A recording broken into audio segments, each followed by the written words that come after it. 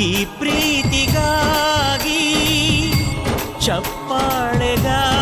ರಾಮನಗರ ಜಿಲ್ಲೆ ಆರೋಳಿ ತಾಲೂಕು ಕಾಮಲಾಪುರ ಗ್ರಾಮದಲ್ಲಿ ಇಂದು ಗಿಲ್ಲಿ ನಟ ಗೆಲ್ಲಲೆಂದು ಶ್ರೀ ಆಂಜನೇಯ ಸ್ವಾಮಿಗೆ ವಿಶೇಷ ಪೂಜೆಯನ್ನು ಮಾಡಿಸಿ ಹಾಗೂ ಪ್ರಸಾದವನ್ನು ವಿತರಣೆ ಮಾಡಲು ಕನಸುಗಾರ ನಾನು ಈ